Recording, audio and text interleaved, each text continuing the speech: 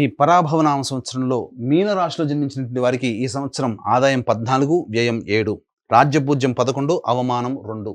గమనించుకున్నట్లయితే రాశిలోనే శని సంచారం గత సంవత్సరం అనేటువంటిది ఇబ్బందికర పరిస్థితులుగా ఈ ఏలినాటి శని ప్రభావం ఎక్కువగా జన్మరాశిలోనే సంచారం చేస్తూ ఉన్నాడు.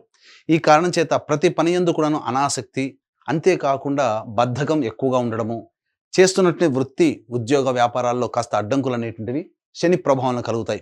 ఇక్కడ వీక్షించేటువంటి ప్రేక్షకుల్లో శని ప్రభావం వలన సమస్యలను అనుకోకండి. ఇది గత జన్మలో చేసినటువంటి కర్మదోషం వలన ఈ జన్మల్లో కష్టాల రూపంలో మనం ఆ దోషాన్ని తొలగించుకుంటున్నాం. ఇక్కడ ప్రధానంగా మొక్కవోని ధైర్యము, ఆత్మవిశ్వాసంతో ముందడుగు వేస్తూ పట్టిన పట్టు సడవకుండా, విడవకుండా చక్కగా ముందడుగు వేసినట్లయితే ఈ యొక్క శని ప్రభావంలో వచ్చేటువంటి దోషాలు కూడా తొలగిపోతాయి. కాకపోతే ప్రధానంగా ఈ యొక్క సంబంధించినటువంటి రాహు కూడా వ్యయస్థానంలో సంచారం చేస్తున్న డిసెంబర్ 5 వరకు. కాబట్టి శని అనుగ్రహం లేడు, రాహు కూడా అనుకూలంగా లేడు. ఈ కారణం చేత ప్రధానంగా కుటుంబంలో వస్తువులు, విలువైన ఆభరణాలు చోరికి గురవ్వడం, తద్వారా కొంత మానసికమైన ఆందోళనకు గురవ్వడం, ఇంట్లో కంటే కూడా ఎక్కువగా బయట ఉండాల్సినటువంటి పరిస్థితి రావడం అనేటువంటిది ఉంటుంది. అయితే ప్రధానంగా ఈ మే 31వ తారీఖు వరకు కూడాను గురువు ప్రధానంగా అర్ధాష్టమ స్థానంలో సంచారం చేస్తుండడం, ఇది కూడాను అనుకూలంగా ఉండదు. కాబట్టి ఈ సమయంలో చేస్తున్నటువంటి వృత్తి ఉద్యోగ వ్యాపారాల్లో కష్ట నష్టాలు అనేటువంటివి ఉంటాయి. ఇగోకి పోయి చాలా మటుకు సమస్యలు కొని తెచ్చుకోవాల్సినటువంటి పరిస్థితి వస్తుంది. కాబట్టి ఏతావాత ఈ యొక్క సంబంధించినటువంటి మీనరాశిలో జన్మించినటువంటి వారు ఎటువంటి నూతన ప్రయత్నాలు వృత్తి ఉద్యోగ వ్యాపార పరంగా మే 31వ తారీఖు లోపల చేసుకోకపోవడమే చాలా మేలనేటువంటి విషయాన్ని గమనించుకోవాలి. ఎప్పుడూ ఒకే విధంగా చెడు ఉండదు కదా. మంచి కూడా జూన్ 1వ తారీఖు నుంచి అక్టోబర్ 30 తారీఖులో వరకు ఈ గురువు కర్కాటక రాశిలో సంచారం చేస్తున్నటువంటి కారణం చేత మీకు చాలా మటుకు యోగమైనటువంటి స్థితి, అనగా అప్పటి వరకు కష్టాలు పడుతున్నటువంటిది ఇక మన జీవితం ఇంతే, ఇంకా దీనికి సంబంధించి ఇక మనకు అభివృద్ధి లేదు అనుకునేటువంటి సందర్భం నుంచి కాస్త చిగురాకులు చిగురిస్తున్నట్టుగా జీవితం మీద ఆసక్తి, ఆశ ఇవన్నీ కూడాను గురువు కలగజేస్తాడు. తద్వారా చేసేటువంటి ప్రతి ప్రయత్నంలో ఈ గురుగ్రహ ప్రభావంలో ప్రధానంగా మంచి ధనము లభిస్తుంది, కీర్తి ప్రతిష్టలు లభిస్తాయి, పేరుకు తగినటువంటి కనుక ప్రయత్నానికి తగ్గట్టుగా పేరు ప్రఖ్యాతులు పెరుగుతాయి. కాబట్టి ఈ శని రాహు ప్రభావంలో వచ్చేటువంటి ఇబ్బందికర పరిస్థితుల నుంచి ఈ యొక్క గురువు వాళ్ళ ప్రభావం వలన బయటపడతారు. అంటే గురువు అంటే ఇక్కడ ఏంటి, దైవం అని చెప్పవచ్చు, అదృష్టం అని చెప్పవచ్చు, అలాగే పెద్దల ఆశీర్వచనం చెప్పవచ్చు. కాబట్టి ఈ మీనరాశిలో జన్మించినటువంటి వారు ఈ సంవత్సరం మొత్తం కూడా పెద్దల ఆశీర్వచనాలు తీసుకుంటూ ఇష్టదైవానికి దగ్గరగా మీరు ఉన్నట్లయితే ఈ మిగతా గ్రహాల యొక్క ప్రభావంలో వచ్చే దుష్ఫలితాలన్నీ కూడాను తొలగిపోతాయి. అంతేకాకుండా అక్టోబర్ 31 నుంచి జనవరి 24 వరకు సింహరాశిలో సంచారం చేస్తున్నటువంటి కారణం చేత మళ్ళీ మొదటికే వచ్చినట్టుగా మే 31వ తారీఖు వరకు కంటే కూడా ఇక్కడ ప్రధానంగా కొన్ని ఇబ్బందికర పరిస్థితులు, అంటే రాహు కేతుల మార్పు జరగనంత వరకు కూడా, అనగా అక్టోబర్ 31వ తారీఖు నుంచి డిసెంబర్ 5 వరకు రాహుకేతుల మార్పు ఉండదు. కాబట్టి ఈ సమయంలో సమస్త గ్రహాలు మీకు అనుకూలంగా లేని కారణం చేత కష్ట నష్టాలు, రుణ బాధలు ఎక్కువగా అవడము, ఈ సమయంలో మీరు ఎవరికైతే డబ్బులు అప్పగిస్తారో అవి మళ్ళీ తిరిగి మీకు రావు, చేస్తున్నటువంటి వృత్తి ఉద్యోగ వ్యాపారాల్లో కాస్త అనిశ్చితి, అలాగే ఎందుకు మనం చేస్తున్నాము దీని నుంచి బయటపడితే చాలు అన్నంతగా మీకు ఒత్తిడులు ఎక్కువగా ఉంటాయి, స్ట్రెస్ ఎక్కువగా ఉంటుంది. కాబట్టి దైవానుగ్రహంతో మీరు ఆ స్ట్రెస్ నుంచి మీరు బయటపడవచ్చు. మీకు ఇష్టమైనటువంటి వ్యక్తులు, మీ మంచి కోరే వ్యక్తులకి మధ్య ఈ అక్టోబర్ 31 నుంచి డిసెంబర్ 5 వరకు ఉండడానికి ప్రయత్నం చేయండి. ఆ 2 నెలల 11 రోజుల పాటు మిగతా సమయం అంతా కూడాను అనుకూలంగా ఉండబోతుంది. ఎప్పుడైతే డిసెంబర్ 5 తర్వాత రాహువు మకర రాశిలో సంచారం ప్రయత్నం చేస్తాడో అద్భుతమైనటువంటి ప్రగతి మీ యొక్క జీవితంలో ఉండబోతుంది. తద్వారా మీరు ఆ ధైర్యంతోనే ముందడుగు వేస్తారు. గురువు కూడా అనుకూలంగా ఉండడం అనేటువంటిది భవిష్యత్తులో జరుగుతుంది. ఇక కేతువు కూడాను పంచమ స్థానంలో ఉన్నటువంటి కారణం చేత సాధారణమైనటువంటి ఫలితాలు డిసెంబర్ 5 నుంచి కేతు గ్రహ ప్రభావంలో కలుగుతాయి. కానీ జనవరి 24 నుంచి మళ్ళీ ఉగాది వరకు కర్కాటక రాశిలో గురు సంచార ప్రభావం వలన ప్రధానంగా అన్ని విధాలుగా యోగదాయకమైనటువంటి పరిస్థితి ఉంటుంది. కాబట్టి అక్టోబర్ 31 నుంచి జనవరి 24 అంటే 2 నెలల 27 రోజులు, అలాగే జూన్ 1వ తారీఖు నుంచి అక్టోబర్ 30 వరకు అంటే 5 నెలలు, మళ్ళీ జనవరి 24 నుంచి ఉగాది వరకు అనంటే దాదాపుగా 2 నెలల పాటు ఉండేటువంటి సమయం ఏదైతే ఉంటుందో, అనగా మొత్తం 7 నెలలు, అనగా ఒక గురువు మాత్రం మిమ్మల్ని అన్నిటిని కూడా ఈ యొక్క మీనరాశిని చాలా జాగ్రత్తగా కాపాడుకుని వస్తాడు. కాబట్టి 7 నెలల పాటు గురు అనుగ్రహం ఉంది అని అంటే 7 నెలలు మీకు దైవం అనుకూలంగా ఉండబోతుంది, పెద్దలు మీకు సహాయ సహకారాలు అందిస్తారు. కాబట్టి ఈ 2 వర్గాల వారిని మాత్రం ఎప్పుడు కూడా విస్మరించకండి. మీ జీవితంలో మీరు అది ప్రధాన భాగం అనేటువంటిది పెంపొందించుకునే ప్రయత్నం చేయండి. ఇక నిరుద్యోగస్తులు కనుక గమనించుకున్నట్లయితే నిరుద్యోగస్తులు ఎప్పుడు ప్రయత్నం చేస్తే ఉద్యోగం లభిస్తుంది. అలాగే ప్రధానంగా ఉన్న సంస్థలో పనిచేస్తున్నటువంటి వాళ్ళు వేరే సంస్థలకి మారాలంటే ఏ సమయంలో ప్రయత్నం చేయాలి. అలాగే కేంద్ర రాష్ట్ర ప్రభుత్వంలో ఉన్నటువంటి వాళ్ళకి ఎప్పుడు బదిలీలు కోరుకున్న చోటికి బదిలీలు అలాగే ప్రమోషన్స్ లభిస్తాయి. ముఖ్యంగా కేంద్ర రాష్ట్ర ప్రభుత్వాలకి పనిచేసేటువంటి కాంట్రాక్టర్లకి ఏ సమయంలో బిల్స్ ప్రజెంట్ చేస్తే మనకు పాస్ అయ్యి ధన ప్రవాహం వస్తుంది, కొత్త కాంట్రాక్ట్స్ చేజిక్కించుకుంటారు అనే విషయాన్ని కనుక గమనించుకున్నట్లయితే ప్రధానంగా 15 మే నుంచి 14 జూన్ మధ్య ఉన్నటువంటి కాలము, అలాగే 17 ఆగస్టు నుంచి 16 సెప్టెంబర్ మధ్య ఉన్నటువంటి కాలము, మరియు 13 జనవరి నుంచి అనగా 16 డిసెంబర్ నుంచి 12 ఫిబ్రవరి వరకు ఉన్నటువంటి కాలము చాలా అనుకూలమైన కాలం. ఈ సమయంలో మాత్రమే మీకు మంచి జరగబోతుంది. ఇక విన్నారు కదా, ఈ మీనరాశిలో జన్మించినటువంటి వారికి ఎటువంటి కష్టాలు ప్రారంభంలో ఎదురవుతాయి, మధ్యలో ఎదురవుతాయి. ఈ మీనరాశితో పాటుగా 12 రాశిలో జన్మించినటువంటి వారికి కూడాను నవగ్రహాల యొక్క అనుగ్రహం ఉంటే తప్ప మంచి ఎక్కువగా చెడు తక్కువగా ఉండదు. కాబట్టి ఇట్టి నవగ్రహాల యొక్క అనుగ్రహం అందరికీ అందించాలనేటువంటి యొక్క సదుద్దేశంతో ఏప్రిల్ 1వ తారీఖు రోజున చైత్ర పౌర్ణమి సందర్భంగా అత్యంత శుభ ఫలితాలను ఇచ్చేటువంటి హస్త నక్షత్రం ఉన్నటువంటి రోజున మన పీఠం ఆధ్వర్యంలో సాయంకాలం 6 గంటలకి సర్వదోష నివారణ పూజల హోమాలలో భాగంగా నవగ్రహ పాశుపత హోమము, అలాగే ఆరోగ్యం కోసం మృత్యుంజయ హోమం, సర్వకార్య జయసిద్ధికి సుదర్శన హోమం, రుద్రహోమంతో పాటుగా ఆర్థిక, వ్యాపార, ఉద్యోగ అభివృద్ధి, దాంపత్య వివాహ ప్రాప్తి కోసమే లక్ష్మీ మూలమంత్ర సంపుడిత లక్ష్మీ సూక్త హోమాన్ని జరిపించి శక్తిపాతం చేసినటువంటి కరుంగలి మాల ఇవ్వడం జరుగుతుంది. ఈ కార్యక్రమంలో గోత్రనామాదులు నమోదు చేసుకోదలిచినటువంటి వాళ్ళు ఏప్రిల్ 1వ తారీఖు మధ్యాహ్నం 3 గంటల లోపల మీ గోత్రనామాదులు నమోదు చేసుకోవచ్చు. ఇక రాశిలోనే ఈ యొక్క కుజగ్రహ సంచారము 2 ఏప్రిల్ నుంచి 10 మే వరకు ఉన్నటువంటి కారణం కాబట్టి ఇది కాస్త కాన్ఫ్లిక్ట్స్ అనేటువంటి, అనగా మీరు తీసుకునే నిర్ణయాలు మీకు వ్యతిరేకంగా వచ్చే అవకాశం ఉంది. కాబట్టి జాగ్రత్తలు పాటించండి. 11 మే నుంచి 19 జూన్ వరకు ఉన్నటువంటి కాలం సంతానం మూలకంగా ఖర్చుల సమస్యలు, విభేదాలు, అలాగే సంతానం పట్ల శ్రద్ధ వహించాల్సినటువంటి పరిస్థితిని సూచిస్తుంది. ముఖ్యంగా మీకు ఆరోగ్యం పట్ల కూడా శ్రద్ధ వహించాల్సినటువంటి పరిస్థితి గోచరం అవుతుంది. అలాగే పాత సంబంధించినటువంటి అనగా న్యాయ సంబంధమైనటువంటి విషయాలు మీకు చర్చకు వస్తాయి. అలాగే ఆస్తి సంబంధించిన విషయాల పట్ల కూడాను జాగ్రత్తలు పాటించాల్సినటువంటి పరిస్థితి.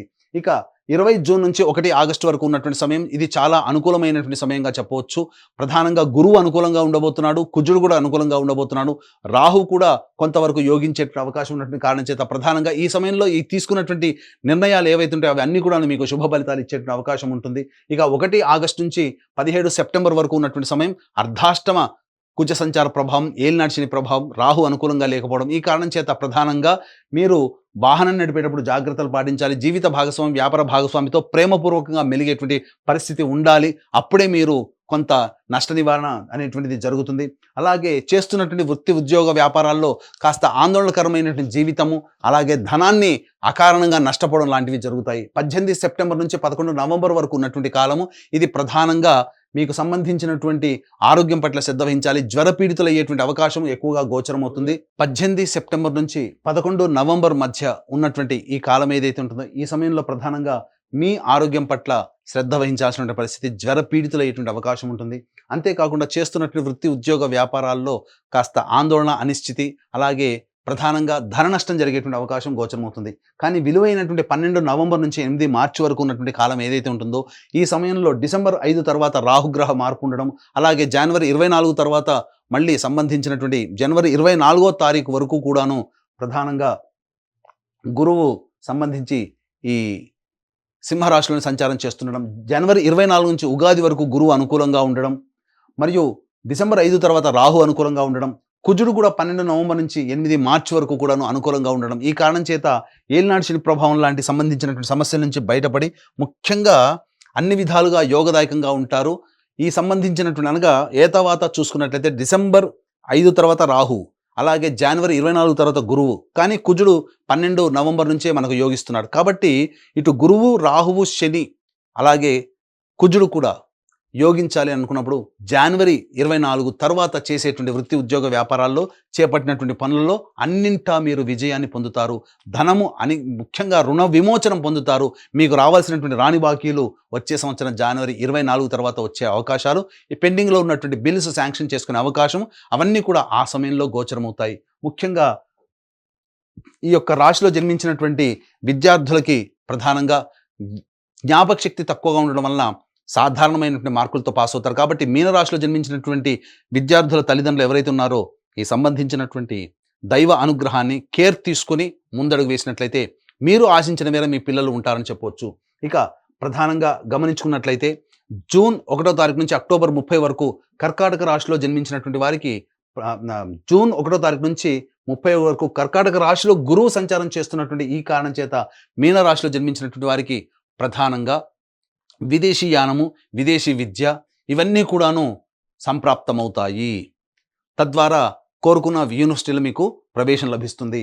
ఇక అక్టోబర్ 31 నుంచి జనవరి 24వ తారీఖు వరకు ఉన్నటువంటి సమయము, అలాగే మే 31వ తారీఖు వరకు ఉన్నటువంటి సమయం ఏదైతే ఉంటుందో ప్రధానంగా ఈ సమయం అనుకూలంగా లేని కారణం చేత కాస్త కష్ట నష్టాలు ఎదుర్కొనే అవకాశం ఉంటుంది. జూన్ 1 నుంచి అక్టోబర్ 30 వరకు వీసా శాంక్షన్ అవ్వడం కానీ, ఉన్న ప్రాజెక్ట్ మళ్ళీ రెన్యువల్స్ జరగడం కానీ, కొత్త ఉద్యోగంలో లభించడం కానీ విదేశాల్లో ఉన్నటువంటి వాళ్ళకి జరుగుతాయని చెప్పొచ్చు. ఇక ప్రధానంగా గమనించుకున్నట్లయితే ఈ యొక్క రాశిలో జన్మించినటువంటి రాజకీయ రంగ ప్రముఖులకి ప్రధానంగా డిసెంబర్ 5 తర్వాతనే అత్యంత ప్రజాదరణ కలిగినటువంటి పరిస్థితులు గోచరమవుతున్నాయి. కాబట్టి ఏదైనా ఎన్నికలు మీరు పోటీ చేయాలన్న డిసెంబర్ 5 తర్వాత వచ్చేటువంటి ఎన్నికల్లో మీరు పోటీ చేస్తే తప్పకుండా విజయాన్ని పొందుతారు.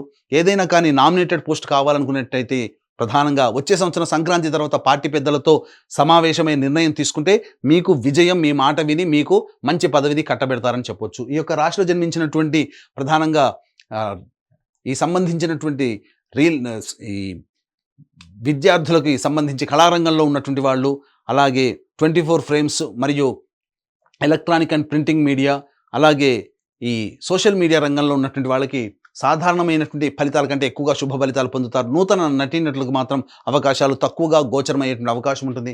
అన్నిటికంటే ముఖ్యంగా ప్రధానంగా ఈ మే 31వ తారీఖు వరకు ప్రధానంగా మీ ఆస్తిపాస్తులను కోల్పోయేటువంటి అవకాశం ఉంది. కాబట్టి జాగ్రత్తలు పాటించండి. ధనపరమైన విషయాల్లో మంచి నిర్ణయం తీసుకునేటువంటి ప్రయత్నం చేయండి. అలాగే మంచి అవకాశాలు కూడా అన్నీ నోటిదాకా వచ్చి వెనక్కి వెళ్ళిపోతాయని చెప్పవచ్చు. ఇక ముఖ్యంగా గమనించుకున్నట్లయితే ఈ యొక్క సంబంధించినటువంటి ప్రధానంగా ఈ యొక్క మీనరాశిలో జన్మించినటువంటి రైతులకి మొదటి పంట కంటే రెండో పంట చాలా అభివృద్ధిగా ఉంటుంది. అన్ని విధాలుగా దిగుబడి ఎక్కువగా ఉండడం, రాబడి ఎక్కువగా ఉంటుంది. కౌలుదారులు రుణ విముక్తులు అవుతారు. ఈ యొక్క సంబంధించినటువంటి రైతులకి ఇంట్లో శుభకార్యాలు జరిగేటువంటి అవకాశము గోచరమవుతుంది. ఇక ప్రధానంగా డిసెంబర్ 5 తర్వాత ఈ రాశిలో జన్మించినటువంటి క్రీడాకారులకి ప్రోత్సాహకాలు లభించి అన్ని విధాలుగా మీరు అనుకున్నటువంటి విధంగా మీరు మంచి స్థాయిలోకి ఉంటారు. అలాగే డిసెంబర్ 5 వరకు కష్టపడక తప్పదు. డిసెంబర్ 5 తర్వాత మీ చేసేటువంటి ప్రయత్నం వలన మీ ప్రతిభకు తగ్గ పట్టం మీకు లభిస్తుంది. తద్వారా మీ యొక్క టీంలలో ఒక మంచి మెంబర్గా మీరు స్థిరపడతారని చెప్పవచ్చు. ముఖ్యంగా ఈ రాశిలో జన్మించినటువంటి స్త్రీలకి మీ మాటకి తిరుగుండదు. కోల్పోయినటువంటి జీవిత భాగస్వామి ప్రేమ ఆప్యాయతను తిరిగి పొందగలుగుతారు. కుటుంబంలో గౌరవ మర్యాదలకి లోటుండదు. సంఘంలో కీర్తి ప్రతిష్టలు పెరుగుతాయి. కాకపోతే ధన నష్టం ఎక్కువగా జరగబోతుంది. అలాగే మీ వస్తువులు డిసెంబర్ 5వ తారీఖు వరకు వ్యయ రాహు ప్రభావం వలన వస్తువులు దొంగతనానికి అయ్యే అవకాశం ఉంది. కాబట్టి జాగ్రత్త కాపాడుకోండి. అలాగే ముఖ్యంగా ఎదుటివారితో వ్యవహరించేటప్పుడు ప్రేమ ఆప్యాయతలో ఈ సంవత్సరం అంతా వ్యవహరించండి. ఎవరిని కూడాను తక్కువగా అంచనా వేయకండి. రాశిలో జన్మించినటువంటి స్త్రీలు ప్రధానంగా ఎవరిని తక్కువ అంచనా ఇస్తారో వాళ్ళే మళ్ళీ మీకు తిరిగి ఇబ్బంది పెట్టేటువంటి అవకాశం ఉంటుంది. మీ యొక్క అభివృద్ధిని, మీ యొక్క మంచితనాన్ని చూసి ఓర్వలేనటువంటి వాళ్ళు మీకు వెనక గోతులు తవ్వే అవకాశాలు ఎక్కువగా ఉంటాయి. కాబట్టి వాళ్ళ పట్ల ఒక ఇంత శ్రద్ధ వహించండి. ఏతావాత ఈ యొక్క రాశిలో జన్మించినటువంటి వారికి అన్ని విధాలుగా బాగుంటుంది. స్థిర చిరాస్తులు అనేటువంటివి సొంతం చేసుకుంటారు. ముఖ్యంగా ఈ రాశిలో జన్మించినటువంటి వారికి ప్రధానంగా జనవరి 24 తర్వాత మీకు సొంత ఇంటి కల నెరవేరేటువంటి అవకాశము గోచరమవుతుంది. ఈ రాశిలో జన్మించినటువంటి వాళ్ళకి ప్రధానంగా జూన్ 1వ తారీఖు నుంచి అక్టోబర్ 30 మధ్య కాలంలో వివాహం కావాల్సినటువంటి స్త్రీ పురుషులకి వివాహం నిశ్చయమయ్యేటువంటి అవకాశము ఎక్కువగా గోచరమవుతుందని చెప్పొచ్చు. ఏతావాత చెప్పొచ్చేది ఏమిటంటే ఈ యొక్క మీనరాశిలో జన్మించినటువంటి వారికి కొంతకాలం అనుకూలం, కొంతకాలము ప్రతికూలం. కాబట్టి మీనరాశితో పాటు 12 రాశిలో జన్మించినటువంటి వారికి నవగ్రహాల యొక్క అనుగ్రహం సంపూర్ణంగా ఉంటేనే మంచి ఎక్కువగా, చెడు తక్కువగా ఉంటుంది. కాబట్టి దీన్ని దృష్టిలో పెట్టుకుని ఏప్రిల్ 1వ తారీఖు రోజున మన పీఠం ఆధ్వర్యంలో జరిగేటువంటి సర్వదోష నివారణ పూజలు, హోమాలలో గోత్రనామాదులు నమోదు చేసుకొని ఈ యొక్క కరుంగలి మాలను సొంతం చేసుకోవడం ద్వారా అన్ని విధాలుగా మీ యొక్క జీవితంలో నవగ్రహాలు అనుగ్రహించి మీ కళలను సాకారం చేసి మీరు ఊహించిన విధంగా మీ జీవితంలో స్థిరపడాలని కోరుకుంటూ సర్వం శ్రీ ఉమామహేశ్వర పరబ్రహ్మార్పణమస్తు.